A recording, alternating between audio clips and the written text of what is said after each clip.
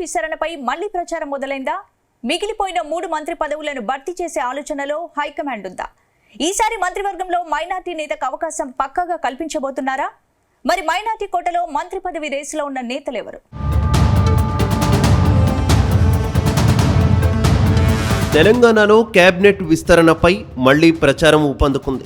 త్వరలోనే మంత్రివర్గాన్ని విస్తరించేందుకు హైకమాండ్ సమాలోచనలు చేస్తున్నట్టు తెలుస్తోంది. ప్రస్తుతం కేబినెట్లోకి 3 నేతలను తీసుకునే అవకాశం ఉంది.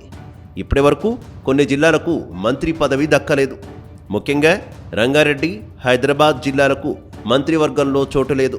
దాంతో త్వరలోనే జరిగే కేబినెట్ విస్తరణలో ఈ 2 జిల్లాలకు ప్రాధాన్యత ఇస్తారనే టాక్ నడుస్తోంది. తాజాగా గవర్నర్ కోటాలో ఎమ్మెల్సీలుగా ప్రొఫెసర్ కోదండరాం, మాజీ క్రికెటర్ అజారుద్దీన్కు అవకాశం కల్పించారు.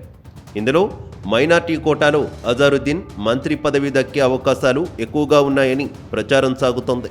మరోవైపు రంగారెడ్డి జిల్లా నుంచి మల్రెడ్డి రంగారెడ్డికి కూడా మంత్రివర్గంలో చోటు దక్కచ్చని అంటున్నారు.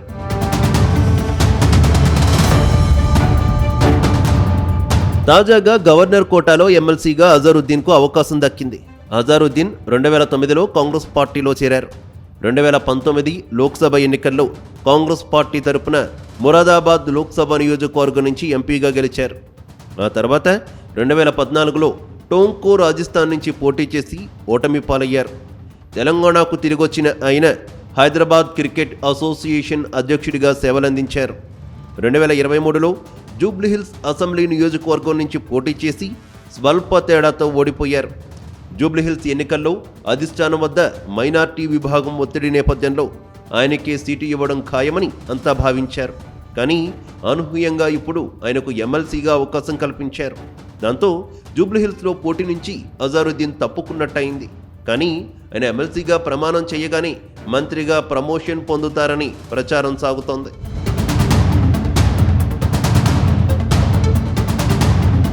ఇక అజారుద్దీన్కు కాంగ్రెస్ పెద్దలతో మంచి సత్సంబంధాలున్నాయి. ఇటీవల జూబ్లీహిల్స్ టికెట్ కోసం ఆయన ఢిల్లీకి వెళ్లి మరీ పార్టీ హైకమాండ్ పెద్దలను కలిశారు.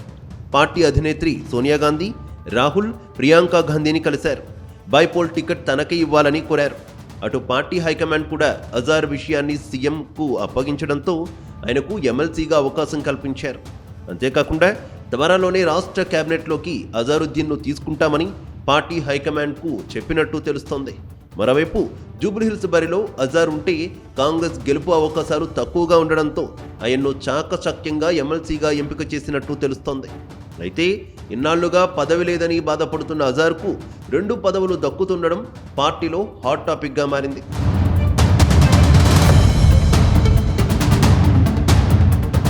ఇక్కడే మరో టాక్ సైతం వినిపిస్తోంది. ఒకవేళ త్వరలో జరిగే మంత్రివర్గ విస్తరణలో అజారుద్దీన్ పదవి దక్కితే మిగతా నేతల రియాక్షన్ ఎలా ఉంటుందనే దానిపై హైకమాండ్ సమాలోచనలు చేస్తున్నట్టు సమాచారం. ఇప్పటికే మంత్రి పదవి కోసం మునుగోడు ఎమ్మెల్యే కోమటిరెడ్డి రాజగోపాల్ రెడ్డి తీవ్ర అసంతృప్తితో ఉన్నారు. ఈసారి కూడా ఆయనకు మంత్రి పదవి దక్కని పక్షంలో ఎలాంటి నిర్ణయం తీసుకుంటారో అన్న చర్చ జరుగుతోంది. మొత్తం మీద అజారుద్దీన్కు మంత్రి పదవి దక్కితే మాత్రం తేనె తుట్టెను కదిపినట్టేననే చర్చ అయితే పార్టీలో జరుగుతున్నట్టు సమాచారం.